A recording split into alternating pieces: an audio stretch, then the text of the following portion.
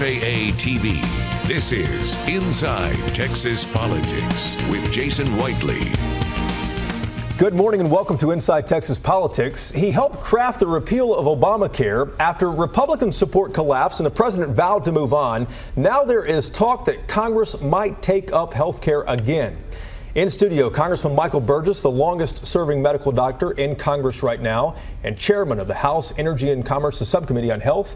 And joining the questioning as always is Bud Kennedy of the Star-Telegram. Gentlemen, thanks for being here. Good morning. Thanks for having me on. Congressman, let's talk about health care. Is it going to come back up in this Congress, or are we waiting till after the midterms in 2018 before? Oh, no, it has to.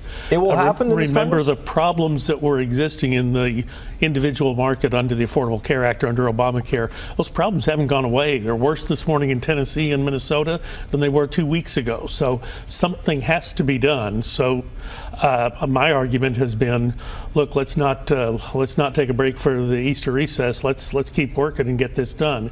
Obviously, we'll be at it all of next week. And look, there were some big things that were on the table. You know, major entitlement reform. I know the state has asked for flexibility in how they administer Medicaid dollars for a long time. The option of a state to go to either a block grant or a per beneficiary allotment, that was on the table. The significant savings and entitlement. We're going to have a big debt limit crisis here before you know it. And everyone talks about we can't just cut our way on discretionary. Yeah. We've got to look at entitlement spending. That was on the table. So there's some big moving parts here that are still important, and I believe they will get done. To make sure I understand timing, is it going to happen before tax reform, health care?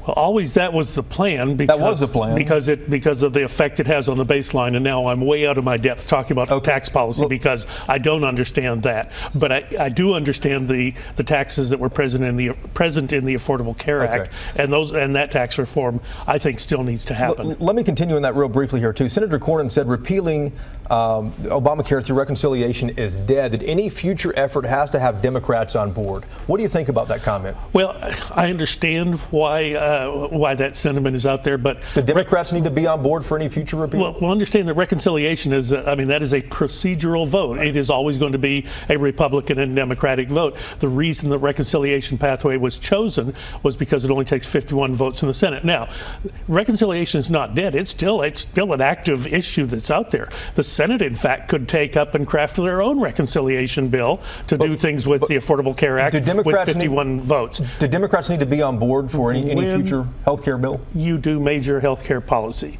In general, it is better if it is done with both houses of Congress, both sides of the political divide involved. I know that from my previous experience with Medicare Modernization Act. Certainly the ACA was only one party that did it, and that's why it's in so much trouble. With what we did a few years ago to reform the Medicare formula, that was a bipartisan vote. It's much more enduring if you have input from both sides. Well, Michael, you couldn't do it with the momentum of a new administration, at least in the first try. Let's say we have not done it yet. It's still possible. And then you had tremendous pushback from, you had town halls, you heard from the people, you had tremendous pushback from people who didn't want current benefits cut or insurance reduced. People don't want that. How can you accomplish anything now that you've already had this defeat? Let me just say, this is not defeat is not the word I would use. I mean, there's been a pause, and people are talking, and I think that's a good thing. And people are talking about substantial policy issues, not just political issues. So that's good. Now, the president himself said, maybe we should have just let the Affordable Care Act get a great deal worse before we tried to fix it.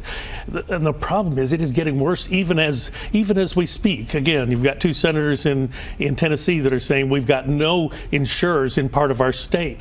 You've got the governor of Minnesota, a Democrat, who is contemplating signing a $500 million state infusion of cash into the exchanges because they're failing. These are big problems around the country. But at what point does it get bad enough for Louis Gohmert to go along with fixing it? At what point does it get bad enough to tap into the Republicans who are opposed? Look, it's you had 80% of what you wanted, and I think it was time to act. I was obviously not the one calling the shots a week ago Friday, but these are still important important pressing problems that are out there, and there are reasonable solutions that people could be. I want to give my state counterparts the flexibility. In fact, I spent the month of December talking to my state reps, my state senators. You may get the flexibility that you've long been asking for. So you need to understand what the moving parts are, and they do. And I've had good feedback from my state counterparts.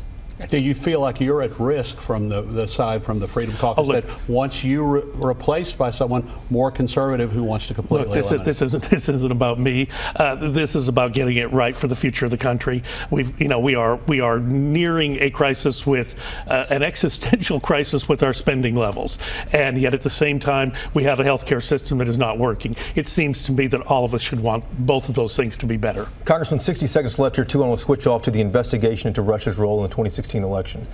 There's talk that General Flynn might testify before Congress for immunity. He hasn't agreed to it yet, but there are reports of that. What does that tell you? Well, look, those stories broke while I was on the plane yesterday or last week coming home.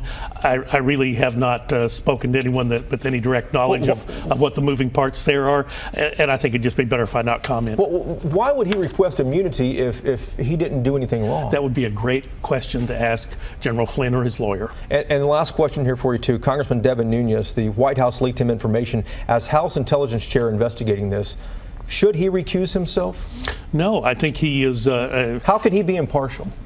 Why wouldn't he be able to be impartial? If he's getting information from the White House and potentially doing he's the intelligence chairman of the House Intelligence Committee. He needs to get information from all sources. So I'm grateful that he took the time to do the research. Congressman Burgess, thanks for being here. Wish we have more time to talk. Thank you.